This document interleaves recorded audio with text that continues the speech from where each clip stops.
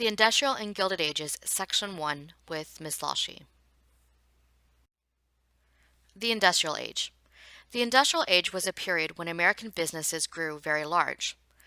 It is characterized by machinery, factories, immigration, nativism, unions, big business, political bosses, urbanization, entrepreneurship, philanthropy, and laissez-faire.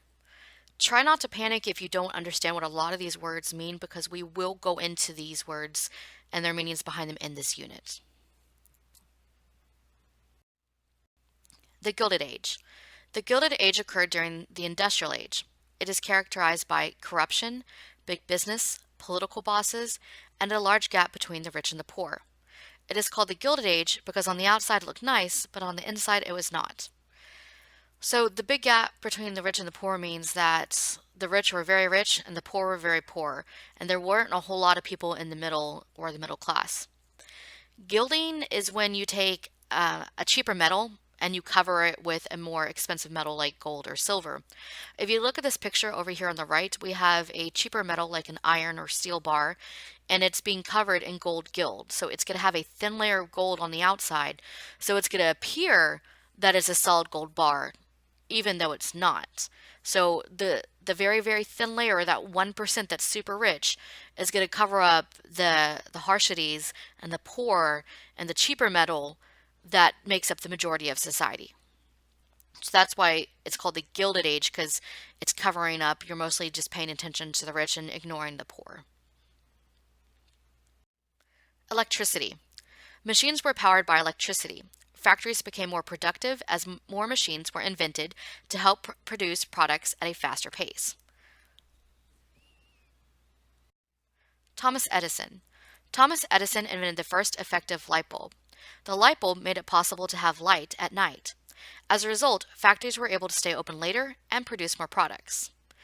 This to the right here, this is a picture of Thomas Edison's original light bulb. So he didn't create the first light bulb. He created the first effective light bulb. And how he did that was by creating this filament. Let me get my laser pointer so I can show you. He created this. You see this string that's here in the middle? It's called a filament. And he created one that could stay burning for an extended period of time. Lights before this time, light bulbs that were created, weren't effective because they would burn out very quickly. He created this filament here that could stay lit for an extended period of time and burn for a while to emit more light. So it was the first effective light bulb.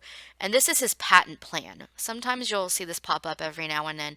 This is just the patent plan. If you read, it says T.A. Edison, electric lamp patent. And we know that the light bulb affected manufacturing because factories could now stay open later. And if the factories were staying open later, they were producing more products because they were working longer hours. Okay. Alexander Graham Bell. Alexander Graham Bell invented the telephone. People were now able to communicate over vast distances without a delay. So before the telephone, people would have to wait on snail mail where they'd actually get mail coming through the actual mail service, or telegrams. Telegrams were a little bit more instant, but not as much as telephones were. They'd still have to wait for somebody to bring the message to them and deliver it, as opposed to a telephone, which would ring right to your home or your office. And this made it to where businesses on the East and West Coast could communicate directly with each other instantaneously and relay messages, so it really actually helped to expand business. The Bessemer process. The Bessemer process made it possible to produce steel more quickly and stronger. As a result, steel became more affordable and accessible. More railroads began to be built in addition to the development of skyscrapers. So because of the Bessemer process making steel stronger and more affordable, we were able to lay more railroad tracks and build skyscrapers, which are buildings that are multiple stories tall, instead of being limited by how high we could build with a wood frame as opposed to the steel frame.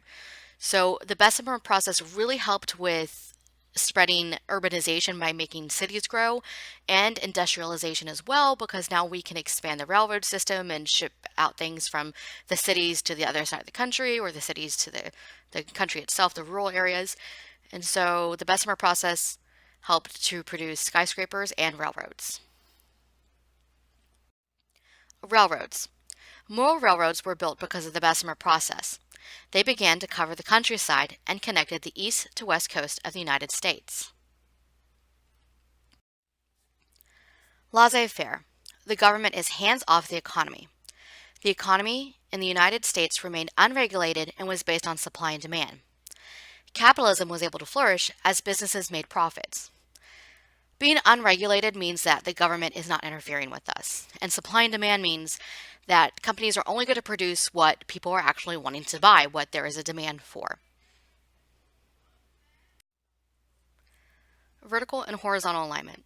Vertical alignment is when a company purchases another company that either does the process before or after them. Horizontal integration is when a company purchases other companies that do the same thing.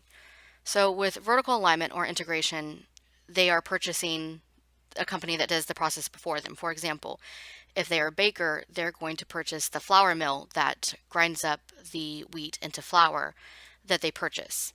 They're also going to purchase the storefront where they would sell the bread. So the baker purchases the flour mill and the storefront, so they own the process before, during, and after them. Horizontal integration or alignment is when a company purchases a company that does the same thing. For example, it's when a baker would purchase another baker.